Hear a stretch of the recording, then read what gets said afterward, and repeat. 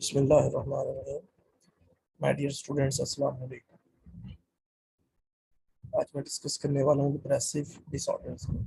इस लेक्चर में मैं आपको डिप्रेसिव डिसऑर्डर्स का थोड़ा सा इंट्रोडक्शन दूंगा और इंशाल्लाह नेक्स्ट लेक्चर्स जो होंगे उनमें मैं फिर वन बाय वन जो है वो तमाम डिसऑर्डर्स को डीएसएम क्राइटेरिया के साथ जो है वो डिस्कस करूँगा।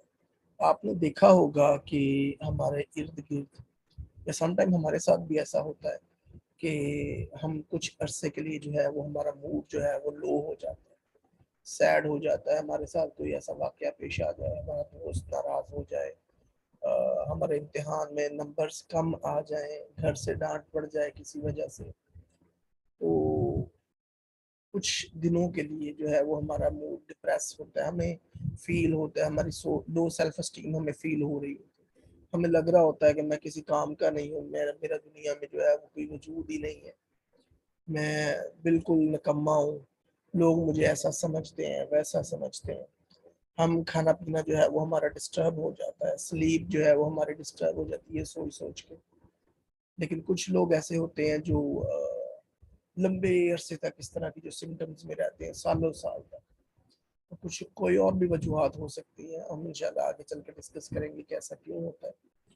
कुछ लोग जो है वो लंबे अरसे तक जो है वो डिस्टर्ब रहते हैं।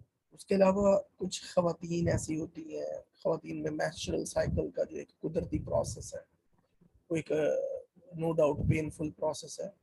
तो उसमें क्या होता है कि मेंस्ट्रुअल साइकिल शुरू होने से पहले और बाद में उनको जो है वो इस तरह की सिम्टम्स जो हैं, अलामात जो हैं वो फील करती हैं, उनके अंदर आ जाती हैं, जिसमें डिप्रेस्ड मूड होता है, जिसमें वो परेशान रहती हैं, आइसोलेट रहती हैं, चिड़चिड़ी हो जाती हैं, उनका मूड खराब रहता है, खाना पीना डिस्टर्ब हो जाता है, उनकी स्लीप डिस्टर्ब हो जाती है, इवन के सुसाइडियल आइडिएशन, सुसाइडियल थॉट्स आना स्टार्ट हो जाते हैं।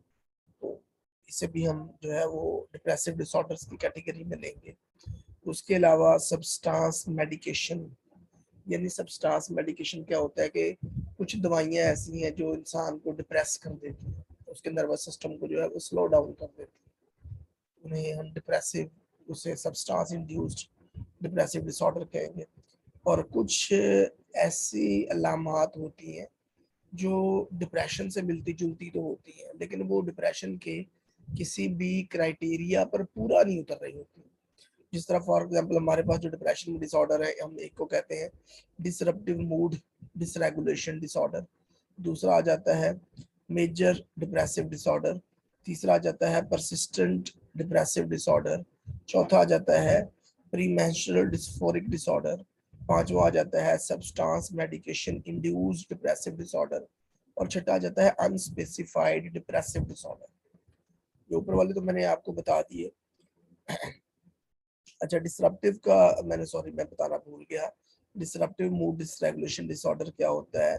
ये बेसिकली चाइल्डहुड डिसऑर्डर है जिसमें अग्रेसिव आउटबर्स्ट होते हैं, बच्चा चीखता चिल्लाता है इसमें, ठीक है, इरिटेशन होती है इसके अंदर, अग्रेसिव बच्चे की जो है वो पर्सनालिटी रहती है। अच्छा, अब मैं बात कर रहा था अनस्पेसिफाइड डिप्रेसिव डिसऑर्डर की।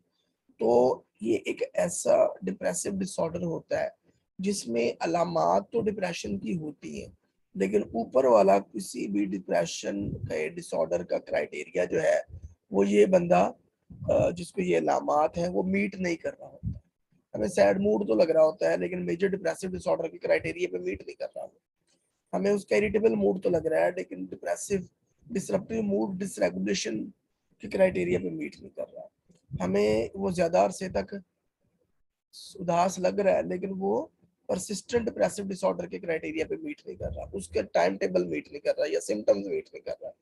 हमें कोई खातून है, वो चिड़चिड़ी लग रही है, उसकी स्लीप डिस्टर्ब लग रही है, उसका खाना पीना डिस्टर्ब लग रहा है, लेकिन जब हम उसकी बाकी लामात देखते हैं, उसका फुल जो है वो फुल क्लिनिकल पिक्चर उसकी हम देखते हैं, उसका full clinical manifestation of pictorial हम उसकी देखते हैं, तो उसमें हमें प्री मेंस्ट्रुअल डिस्फोरिक डिसऑर्डर जो है वो नहीं लग रहा होता। या हम ये देखते हैं कि ये डिप्रेसिव है लेकिन मेडिसिन भी यूज नहीं कर रहा, नशा भी नहीं कर रहा, substance medication induced depressive disorder भी नहीं है, तो फिर हम उसको अनस्पेसिफाइड डिप्रेसिव डिसऑर्डर डायग्नोज कर, यानी कि हम फिर स्पेसिफाई नहीं कर सकते कि ये सब्सटेंस यूज है, ये प्रीमेंस्ट्रुअल के साथ है, ये डिसरप्टिव मूड है, ये मेजर डिप्रेसिव है, ये परसिस्टेंट डिप्रेसिव है. We will be not able to label that particular person with any specified diagnosis. That's why at that time we will put that person in unspecified depressive disorder category. So ये था एक major सा इसका introduction. इसमें फिर common features आ जाती हैं. The common features of this entire disorders, the presence of sad, empty, irritable mood accompanied by somatic and cognitive changes that significantly impact the individual's capacity to function, issue of duration, timing and presumed etiology. अच्छा जी, इसमें क्या होता है, common feature जो होती है इसमें मैंने आपको बता दी थी ऑलरेडी. सैडनेस होती है, एम्पटी होती है, इरिटेबल मूड होता है, ठीक है. उसके साथ साथ सोमैटिक के सिम्टम्स भी स्टार्ट हो जाती है, कॉग्निटिव चेंजेस आ जाती है. मैंने आपको बताया ना, कॉग्निटिव चेंजेस आ जाती है, लाइक बंदा फील करता है मैं किसी काम का नहीं हूँ, सेल्फ स्टीम लो हो जाती है, सुसाइडल आइडिएशन आना शुरू हो जाती है. तो ये जो है इसकी कॉमन सिम्टम्स हैं, ठीक है. जो इसकी डिफरेंट सिम्टम्स हैं जो तमाम डिसऑर्डर्स को एक दूसरे के साथ डिफरेंशिएट करती हैं, वो भी आ जाती हैं. Issues of duration, timing and presumed aetiology, यानी उसमें वजूहात क्या है इसकी डिप्रेशन की, टाइमिंग क्या है, ऑनसेट क्या है, ड्यूरेशन क्या है सिम्टम्स का. इनकी बेस पे जो है फिर हम इनको एक दूसरे के साथ डिफरेंशिएट करते हैं, अलहदा करते हैं. तो ये था इंट्रोडक्शन. इंशाल्लाह अगले लेक्चर में जो है वो हम फिर वन बाय वन जो है तमाम डिसऑर्डर, डिप्रेसिव डिसऑर्डर्स को जो है वो डायग्नोज करेंगे. मेरे पास नोट्स तैयार हैं इसके, बस टाइम थोड़ा शॉर्ट है तो इसलिए मैं अभी सिर्फ इंट्रोडक्शन दे रहा हूँ.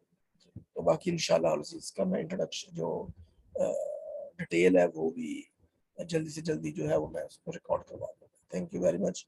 अपना बहुत सारा ख्याल रखिएगा.